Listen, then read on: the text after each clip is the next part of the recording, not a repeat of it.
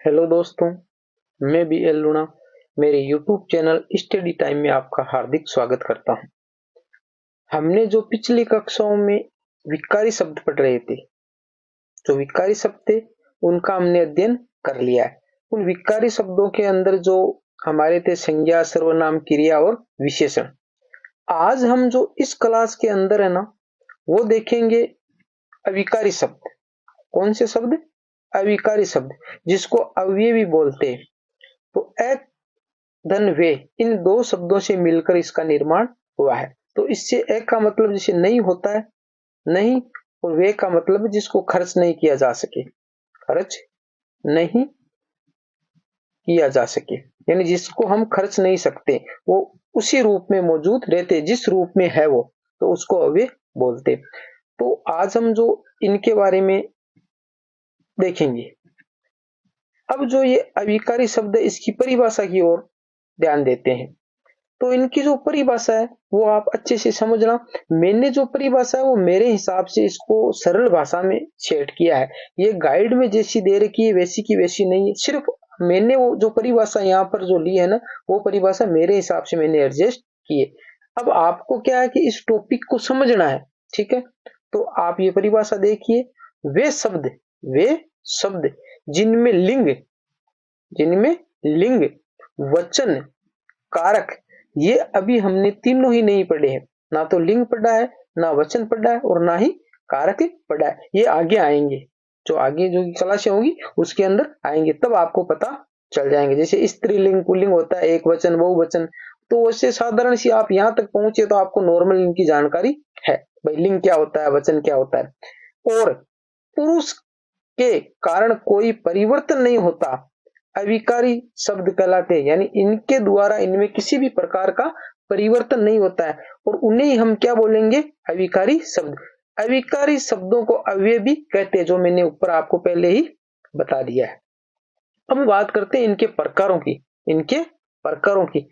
तो जो अविकारी शब्द है वो मुख्य रूप से 4 प्रकार के होते हैं। मुख्य रूप से कितने प्रकार के होते हैं? 4 प्रकार के होते हैं। कौन कौन से? क्रिया विशेषण, संबंध बोधक, जिसको संबंध वाचक भी बोलते हैं, समुच्चय बोधक, और विस्मयादि बोधक, जिसको द्योतक भी बोलते हैं, द्योतक शब्द। और जो पांचवा प्रकार है, जो कुछ गाइडों में इनको 5 प्रकार का बताया गया है, और कुछ गाइडों में इनको 4 प्रकार का बताया गया है, परंतु मुख्य रूप से ये 4 ही प्रकार के होते हैं। मुख्य रूप से कितने प्रकार के होते हैं? 4 प्रकार के। आपको परीक्षा में इनसे संबंधित प्रश्न पूछे जाते हैं, तो क्रिया, निम्न में से क्रिया विशेषण कौन सा है, संबंध बोधक कौन सा, इस प्रकार के क्वेश्चन आपको एग्जाम, जो कंपटीशन एग्जाम होता है उसके अंदर पूछे जाते हैं। आपको वहां पर ये नहीं पूछे जाता है कि ये कितने प्रकार के होते हैं, ऐसा क्वेश्चन आपके नहीं आएगा। बस आपको इसको ध्यान में रखना समझने के लिए। तो पांचवा प्रकार वो निपात है। पांचवा प्रकार क्या है? निपात है। तो आप मोटा मोटी इसको ध्यान में रखें कि मुख्य रूप से ये कितने प्रकार के होते हैं? 4 प्रकार के होते हैं, और वैसे इनके प्रकार का है क्या है? 5 है, ठीक है? तो यहां तक आपको जो मैंने बताया वो आप समझ गए होंगे। अगर वीडियो अच्छी लगती है तो आप अभी से इसको लाइक कर दें, क्योंकि आपके लाइक के सपोर्ट से ही मेरा उत्साहवर्धन होता है, और मैं आपको अच्छे से अच्छा कंटेंट उपलब्ध करवा पाता हूं। तो आप लाइक कर लीजिए, और कंटिन्यू मेरे चैनल से अगर जुड़े रहना चाहते हैं तो आप मेरे चैनल को सब्सक्राइब कर लीजिए, और ज्यादा से ज्यादा वीडियो है ना जो अन्य स्टूडेंट के पास में शेयर कीजिए जो हिंदी पढ़ना चाहते हैं, ठीक है? आपको पूरी संपूर्ण व्याकरण मेरे चैनल पर आपको मिलेगी, और वो भी कंटिन्यू मिलेगी, अच्छी क्वालिटी की मिलेगी। अब बात करते हैं हम इसके जो प्रकार है ना, उन प्रकारों को विस्तार से पढ़ने की। तो पहले जो बात आई क्रिया विशेषण, तो आपको पहले इस पे गौर करना है, इस शब्द पे गौर करना है। यानी क्रिया, तो क्रिया हम पढ़ के आए, क्रिया क्या करके आए? पढ़ के आए। क्रिया क्या थी? काम का करना या होना ही क्रिया है, वो हम पढ़ के आए। अब विशेषण, तो विशेषण भी हम पढ़ के आए, तो दोनों को एक जगह मिलाया गया है। तो विशेषण क्या है? संज्ञा और सर्वनाम की विशेषता बताने वाले शब्दों को क्या बोलते थे? विशेषण। तो यहाँ पर क्रिया विशेषण है, कहने का मतलब क्रिया की विशेषता बताई जा रही है। तो पहले तो ये जो शब्द है उसको हमने क्लियर कर लिया। अब देखिए, क्रिया की विशेषता बताने वाले शब्दों को क्रिया विशेषण कहते हैं। यानी इसकी जो परिभाषा है इसके शब्द में ही छुपी हुई है, अदर से हमारे को कहीं से कुछ लेने की जरूरत नहीं है। सामान्यतः वाक्य में क्रिया की 4 प्रकार से विशेषता बताई जाती है। ये बात आपको याद रखनी है। यानी आपको पूछ सकते हैं क्रिया विशेषण कितने प्रकार के होते हैं, तो आपका आंसर क्या होगा? 4। क्या होगा? 4। ठीक है। और वो 4 प्रकार ऐसे एग्जाम में ऐसे भी देके पूछ सकते हैं कि निम्न में से क्रिया विशेषण का प्रकार नहीं है, उन 4 जो है उनमें से 3 को दे दिया और 1 को नहीं देगा। इस प्रकार का क्वेश्चन भी आपसे एग्जाम में पूछा जा सकता है। तो अब वो जो क्रिया विशेषण है उसके बारे में आप समझ गए, यानी क्रिया की विशेषता बताने का काम किया जाएगा इसके अंदर। ठीक है। अब वो क्रिया विशेषण जो 4 प्रकार के, उन 4 प्रकार को हम एक एक करके पढ़ेंगे। तो पहला कौन सा है? स्थानवाचक क्रिया विशेषण। स्थानवाचक क्रिया विशेषण, तो ये भी इसके नाम से पता चल रहा है। यानी इसमें क्या होगा? उससे स्थान से संबंधित विशेषता बताई जाएगी। यानी उसको पढ़ने से हमारे को उस पर्टिकुलर स्थान के बारे में जानकारी प्राप्त होगी। अब देखो इसमें क्या लिखा हुआ है। ऐसे अव्यय शब्द जिनसे जिनसे क्रिया के घटित होने के स्थान का ज्ञान हो, उन्हें स्थानवाचक क्रिया विशेषण कहते हैं। यानी बिल्कुल सिंपल है, बिल्कुल सिंपल है। उन्हीं के नाम के हिसाब से हम उसको फाइंड कर पा रहे हो। जैसा उसका नाम है उसी प्रकार की उसकी विशेषता है और उसी प्रकार का उसका काम है। देखिए जैसे यहां, तो यहां से कहना मतलब यहाँ कोई जगह है जैसे, तो वहां से हमें को पता चल रहा है वहां, वहीं, कहीं, ऊपर, नीचे, बाएं, पास, दूर, अंदर, बाहर, सामने, निकट आदि इस प्रकार के जो शब्द आए ना, वहां पर क्या होगा? स्थानवाचक क्रिया विशेषण होगा। वहां पर क्या होगा? स्थानवाचक क्रिया विशेषण होगा। यह मैंने सिर्फ आपको उदाहरण लिए हैं, पूरे शब्द मैंने नहीं लिए। आप इनके हिसाब से समझ सकते हो कि जहां पर स्थान का बोध हो वो सारे शब्द वो किसमें आएंगे? स्थानवाचक क्रिया विशेषण के अंदर आएंगे। आप अच्छे से समझ गए होंगे। अगर फिर भी किसी प्रकार का डाउट रह जाता है तो आप बिना शंका किए कमेंट बॉक्स में मेरे से पूछ सकते हैं। जब भी मेरे को टाइम मिलेगा आपको उसका उचित जवाब दिया जाएगा। आगे हमारी इसमें दे रखी है पहचान, कि भाई क्रिया विशेषण जो स्थानवाचक है उसकी हम पहचान कैसे करेंगे। क्रिया से पूर्व कहां प्रश्न सूचक शब्द जोड़कर प्रश्न किया जाएगा, जो उत्तर प्राप्त होगा वह स्थानवाचक क्रिया विशेषण होगा। वह स्थानवाचक क्रिया विशेषण होगा। अब देखिए आप कैसे वो फाइंड करोगे।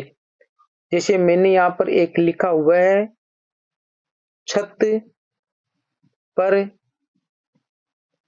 बैठा है, ऐसा आपको क्वेश्चन आ गया।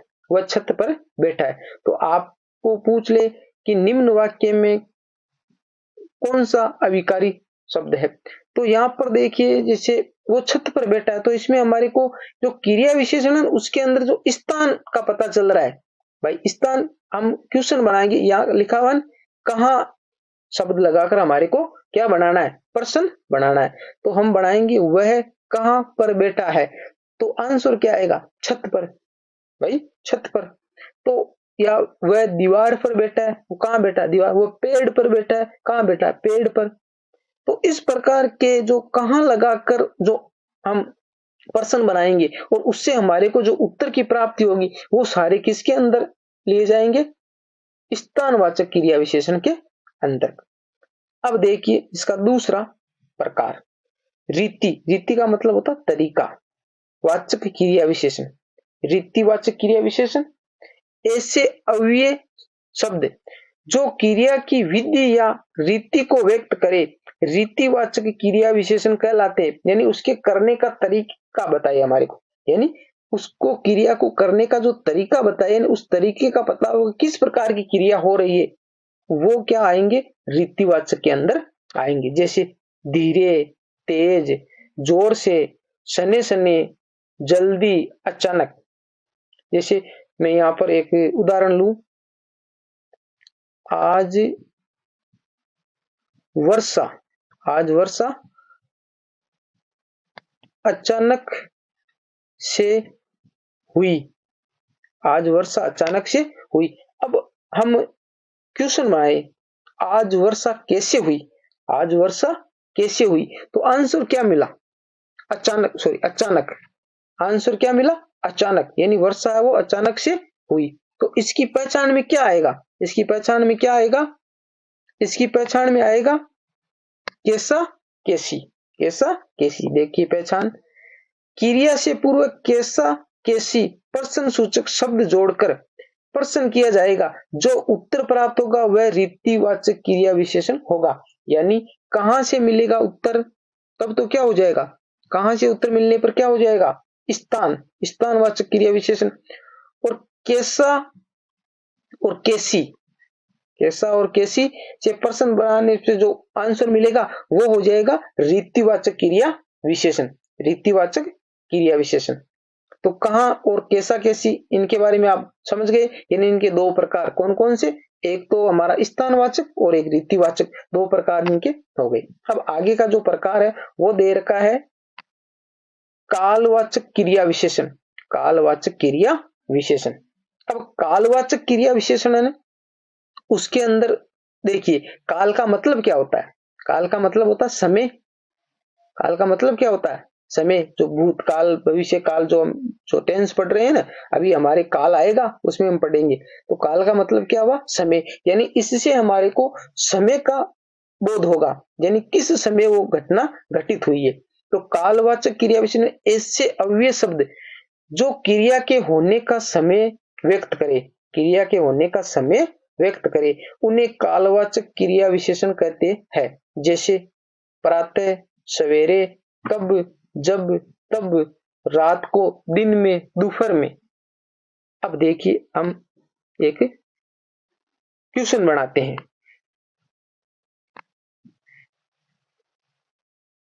क्वेश्चन बना दे, राम सुबह घर आया, राम सुबह घर आया। तो हम सुबह जैसे आया है तो इसकी जगह हम लगाएंगे राम कब घर आया, राम कब घर आया। देखिए ये शब्द आया नहीं यहाँ पर कब, राम कब घर आया, तो आंसर क्या मिला, सुबह। या यहाँ पर अगर रात होता तो राम रात को घर आया, तो हम क्वेश्चन बनाते राम कब घर आया, तो उत्तर आता हमारे को रात को, रात को। तो ऐसे हम इसको फाइंड कर लेंगे। नोट में लिखा हुआ है कब लगाकर प्रश्न बनाना है, जो उत्तर आएगा वही कालवाचक विशेषण होगा, कालवाचक क्रिया विशेषण होगा। ठीक है, तो कहां, कैसा, कैसी, कब, ये शब्द आपको दिमाग में रखने और इनके द्वारा आप इसका आंसर अच्छे से निकाल पाओगे।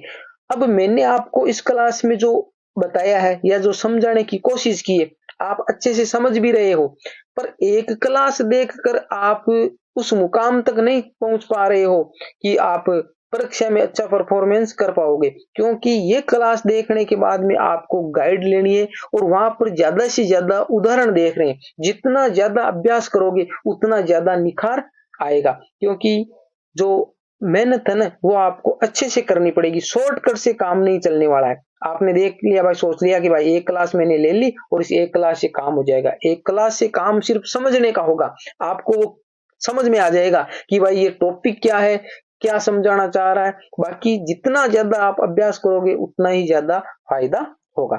तो एक तो कहाँ हमारे को स्थान का पता लगाना है, तब वो कहां से हम प्रश्न बनाएंगे, जब रीति या तरीके का पता लगाना है तो कैसा और कैसी से प्रश्न बनाएंगे, और जब हमारे को समय का पता लगाना है तब हम कब लगाकर प्रश्न बनाएंगे। तो ये इसके तीन प्रकार हो गए। अब चौथा प्रकार देखिए, चौथा प्रकार है परिमाणवाचक क्रिया विशेषण, परिमाणवाचक क्रिया विशेषण। वे क्रिया विशेषण जो क्रिया की मात्रा या नापतोल संबंधी विशेषता बताए परिमाणवाचक क्रिया विशेषण कहलाते, जैसे इतना, उतना, जितना, कम, ज्यादा, पर्याप्त, काफी, न्यून, अल्प, अधिक। इस प्रकार के इसके अंदर शब्द आएंगे। इसमें नोट है कितना, कितनी, कितना, कितनी लगाकर प्रश्न करना है, प्रश्न करना है, जो उत्तर मिलेगा वह परिमाणवाचक क्रिया विशेषण होगा। कितना कितनी लगाकर प्रश्न करना है। अगर कितना कितनी से जो उत्तर मिलेगा वो किस में आएगा, परिमाण वाचक। अब देखिए हमने कौन कौन से पढ़े, हमने पढ़ा स्थान, भाई स्थानवाचक था, ठीक है। एक था रीति, फिर था काल, और फिर था परिमाण, यही थे चार।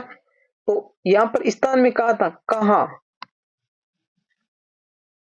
रीति में कैसा और या कैसी, काल में कब, और परिमाण में कितना। बस ये आपको एक सारणी टाइप बना ले और इसको आपको दिमाग में सेट रखना है। स्थान आए तो कहां, रीति आए तो कैसा कैसी, काल आए तो कब, और परिमाण आए तो कितना कितनी। ये आपको दिमाग में रखना है। और आपका जो ये क्रिया विशेषण है ना, वो क्रिया विशेषण है ना, वो कंप्लीट हो गया, जिसके 4 प्रकार थे। ये 4 प्रकार ऐसे। अब जो 4 प्रकार है, उस 4 प्रकार के मैंने यहाँ पर एक साथ ही उदाहरण लिए कि हम किस प्रकार उसको देखेंगे। तो थोड़ा मैं यहाँ इरेज करता हूं।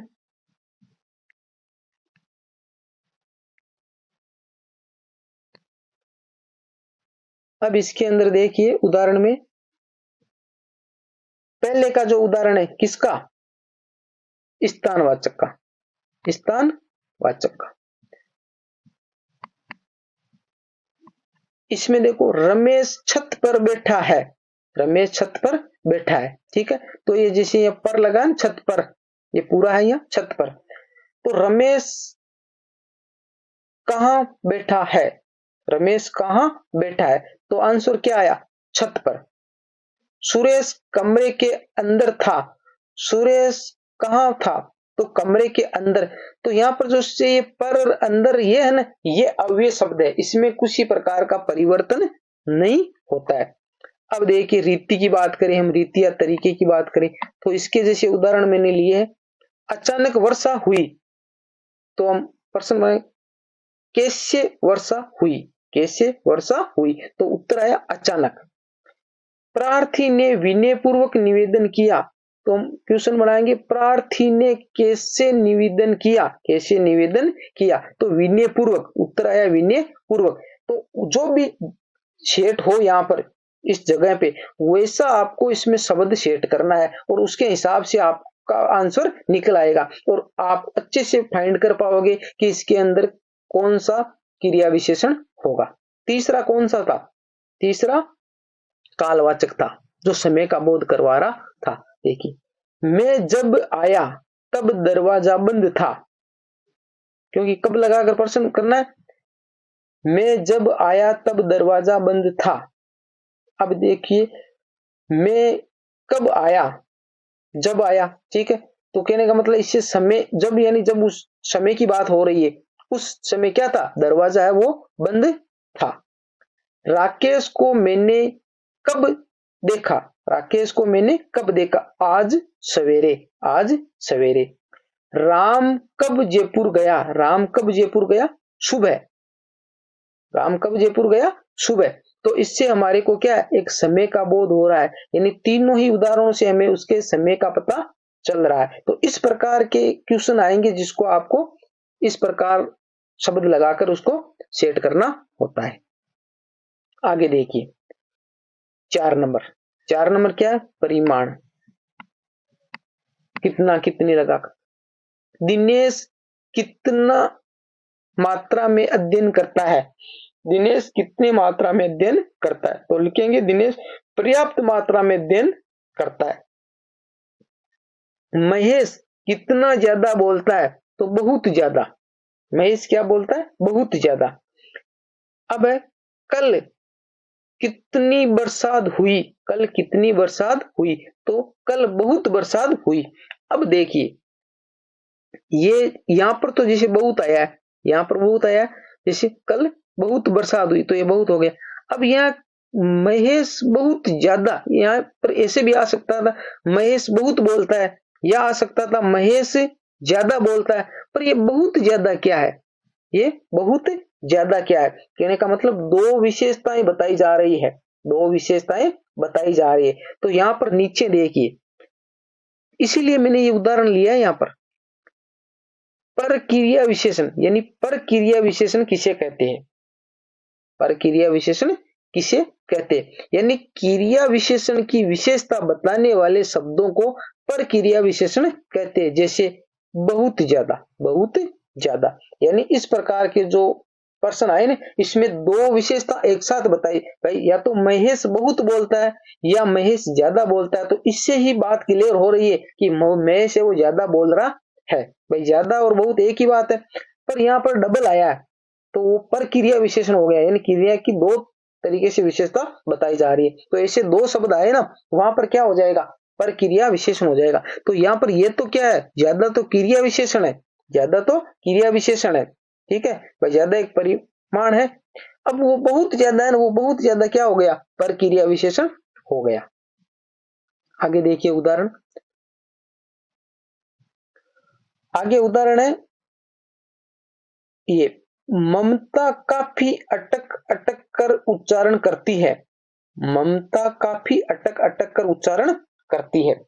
तो ये जो एक तो आ गया ममता काफी अटक अटक कर उच्चारण करती है, तो ये जो अटक अटक रहा है भाई, ममता अटक अटक कर उच्चारण करती है, तो इससे ही पता चल रहा है कि ममता के जो बोलने का तरीका है वो क्या है? अटक अटक कर, वो यानी स्पष्ट नहीं बोल पा रही है, इससे ही पता चल रहा है। पर ये आ गया ना काफी अटक अटक, काफी अटक अटक कर का मतलब है कि वो बहुत ही ज्यादा अटकती है। कहने का मतलब है वो धीरे धीरे बोल रही है, एक शब्द बोलने के बाद में उसको काफी दिक्कत आती है दूसरा शब्द बोलने में, तो ये उसकी विशेषता की विशेषता बता रहा है। तो ये जो अटक अटक कर क्रिया विशेषण है, इसकी विशेषता बता रहा है ये, ठीक है। तो इस प्रकार के आपको उदाहरण आएंगे, जितने उदाहरण आप ज्यादा देखोगे उतना ही ज्यादा फायदा होगा।